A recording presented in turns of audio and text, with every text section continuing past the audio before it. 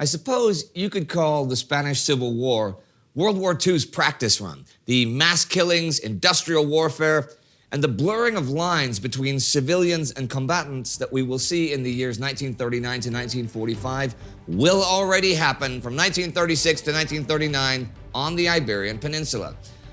But how has Spain, a country which has mostly kept itself out of international affairs, found itself in this position? Why has it become such a powder keg? As we will soon see, the pre-war Spanish Republic is rife with violence and strife. In its short life, it will be continually rocked by revolution, uprisings, and coups. Its defeat is never inevitable, but it will not be a surprise when it descends into civil war.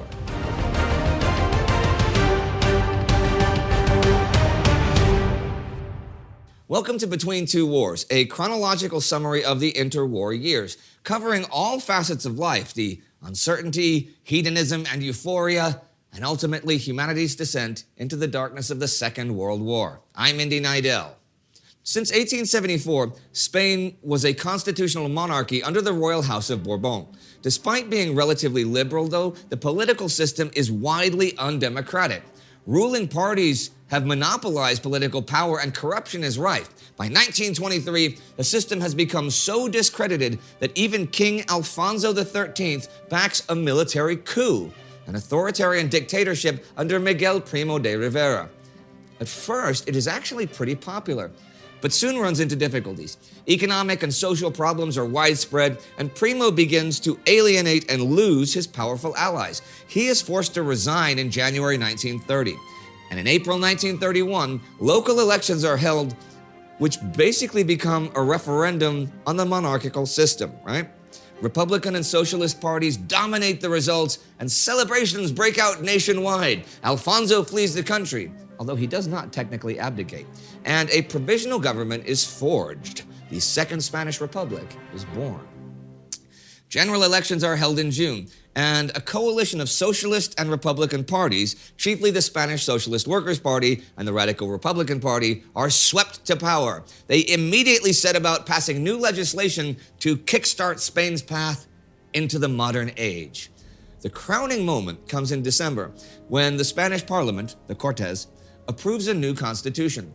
Within it is all the reformist zeal of the new regime. Spain is defined as a republic of workers of all categories and as firmly democratic and secular. Women are given the right to vote, and a presidency is established with influential but strictly limited powers. In an era where authoritarian ideas seem to be gaining ground at an alarming pace, there is much to be celebrated about the birth of Spanish democracy. But already the country is being squeezed from both sides of the political spectrum. On the one hand, the Catholic Church and the forces of conservatism. On the other, the communists and anarchists of the far left. Now, the regime hasn't exactly tried to make peace with the church. The Cortes has passed legislation which introduces divorce and civil marriage, removes religious symbols from public buildings, and enforces taxation on church finances. Even more harshly, they ban all teaching by religious orders, which is actually not the smartest move in any case, considering the government does not really have the budget to fund the resulting teaching shortfall. But the church is seriously powerful. The Asociación Católica de Propagandistas, the ACNP, owns the biggest network of radio and newspapers in the country, and they pump out anti-Republican propaganda and denounce all these attacks against Catholic Spain. They are joined by the conservative rural oligarchy. They are angry at legislation pushed through by the socialists in government. New laws reduce working hours, introduce mandatory overtime pay, and safeguard the right to strike. This is totally unacceptable to the elites used to the suddenly former social order. And for similar reasons, as well as the radical rhetoric of the regime in general, the aristocracy and the industrial classes also have no desire to see the republic succeed. On the other side of Spanish politics, much of the radical left see little difference between the old regime and the new one. Agricultural workers are particularly dissatisfied with the pace of reform, as the government struggles to penetrate the distant and traditional corners of Spain. With directions from the Soviet Union, communists work to generate support against the republic. okay, their influence is actually pretty limited. Far more powerful is the Confederación Nacional del Trabajo, CNT. This is a confederation of trade unions who subscribe to anarcho-syndicalism. In very basic terms, that is a doctrine that believes that trade unions should be at the forefront of the fight against capitalism to achieve a classless, anarchist society. From the get-go, the CNT works to mobilize the masses through grassroots organizing. And many of them are not afraid of using violence, as they unleash an all-out revolutionary offensive. Armed robberies, bombings, and killings are common. Deadly clashes between the civil guard and striking workers happen all over. Now, the former still use the same tactics that they always used in monarchist Spain. Most infamous among them, the ley de fugas, the extrajudicial killing of prisoners on the false claim that they are trying to escape. Things get especially brutal in the countryside. In the final days of 1931, 4 civil guards shoot and kill a laborer during what was until then a peaceful demonstration in the southwest Badajoz province. A furious crowd pile onto the guardsmen, beating them all to death with stones, well, and with knives as well. So not just beating, but beating and knifing them to death. Thought I'd say that. Anyhow, violence continues in 1932. In January in Logroño, civil guards open fire on protesting factory workers. 11 protesters are killed. One of them is a pregnant woman and another a 4-year-old child. That same month, a CNT-organized insurrection is staged in Catalonia. It is put down pretty quickly, but it is violent, and more such things are on the horizon. Okay, although the right are notably less violent at this point, they staged their own power grab some months later in August. Led by former head of the Civil Guard, General Sanjurjo, a group of military leaders attempt to reverse the leftist course that they see the government following. But it is poorly organized, and not nearly enough rebel troops even turn up. The rising in Madrid is particularly desperate, not lasting longer than 4 hours. Sanjurjo is kind of successful in Sevilla, though. With no shots fired, he takes control of the city for around 24 hours. But when he sees everywhere else has failed, he steps down. He is sentenced to death, but this is commuted to life in prison. All in all, though, only around 9 people are killed. Not wanting to be outdone by the right, the CNT carry out another insurrection in January 1933. Like the Sanjurjo coup, it is swiftly defeated. But unlike the coup, it is very violent. In Casas Viejas, rebels fortify themselves in a house and begin shooting at the police. The police set the house ablaze with the rebels and their families still inside. The escaping survivors of that are executed on the spot, with a final death toll of 19 insurgents and 3 policemen.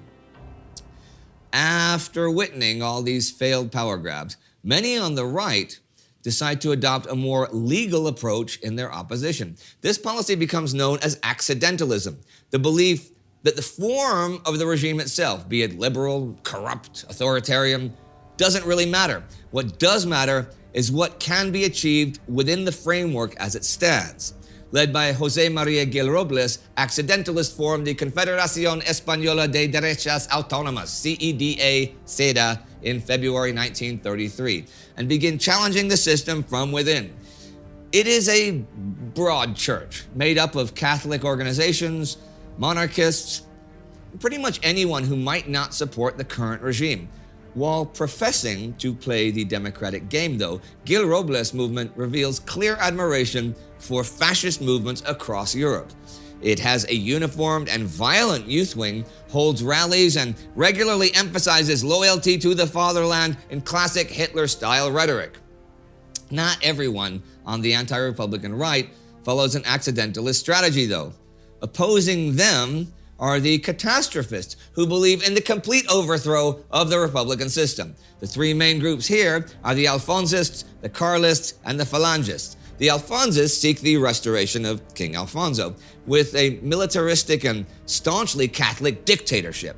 The Carlists, well, they're pretty similar, but instead see an alternative branch of the House of Bourbon as the true heirs to the Spanish throne. Both the Alfonsists and Carlists are reactionary and devoutly Catholic.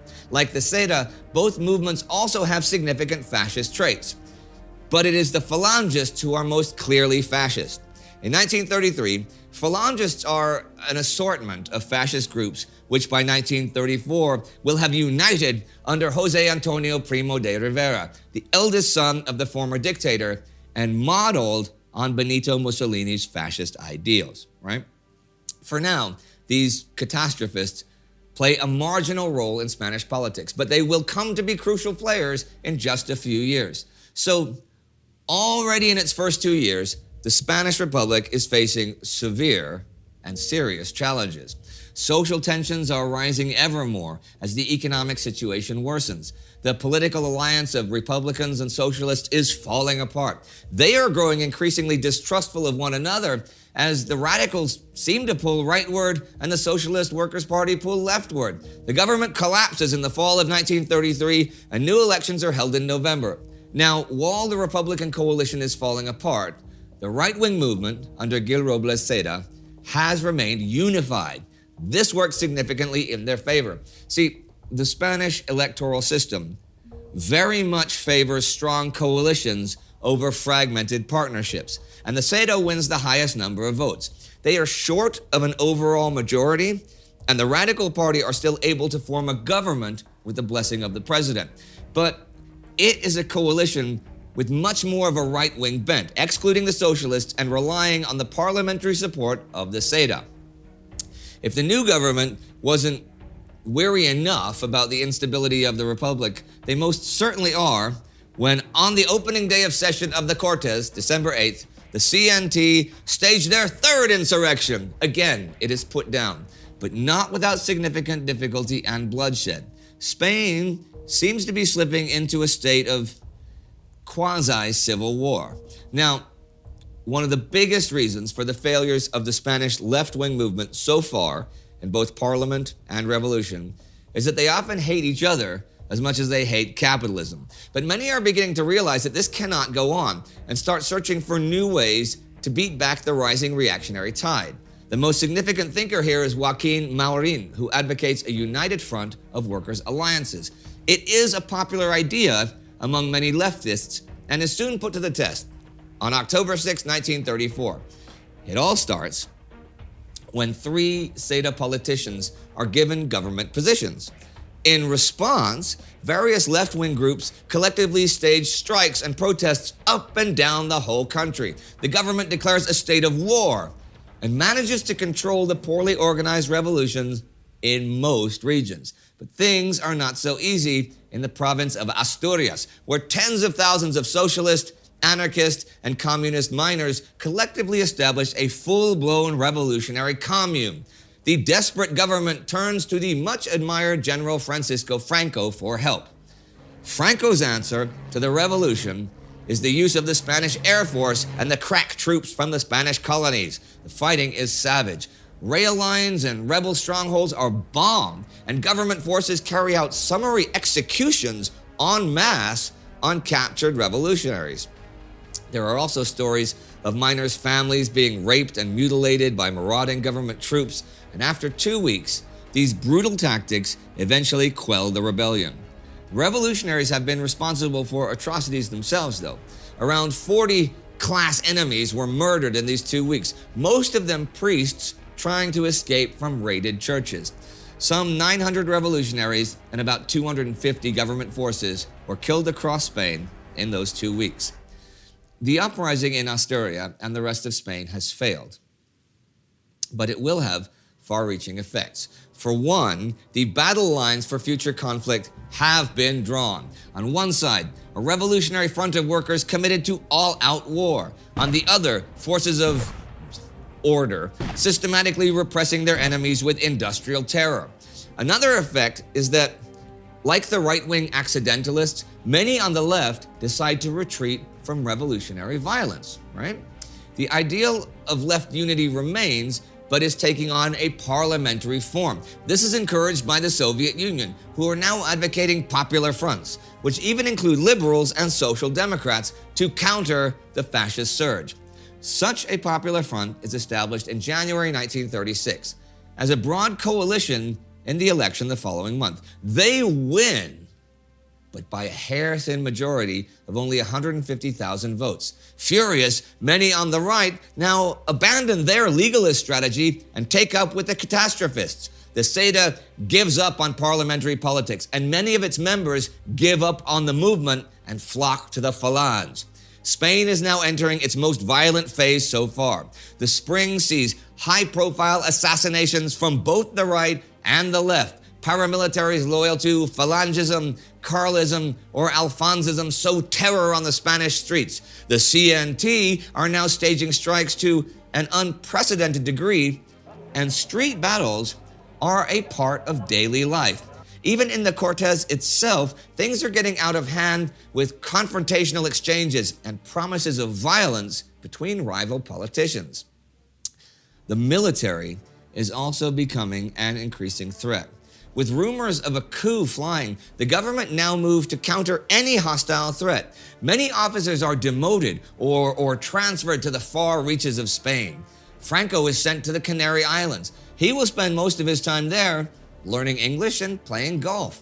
The government fears aren't actually misplaced, though. The rumors are true. Top officers and generals have been planning a coup. But has the crumbling Popular Front regime acted quickly enough to save itself?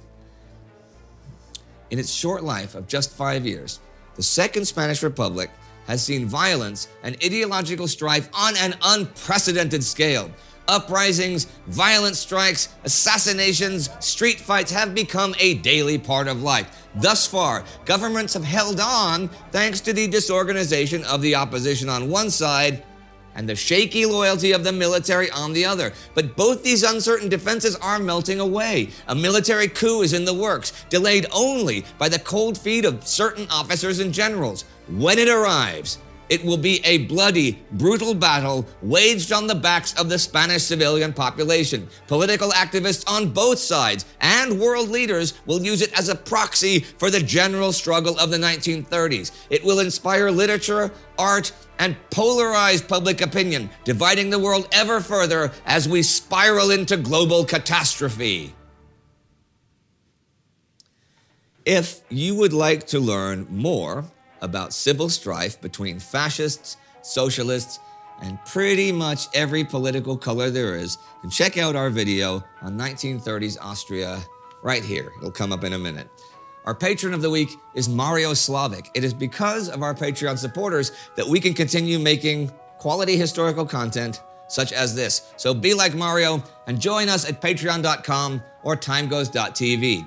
And when you think of Spain in the mid-1930s, do not forget the old proverb, presto hay un bastón para dar al perro. Someone who wants to be cruel will find things to be cruel about. Salud. That was interesting. Salud. See you next time.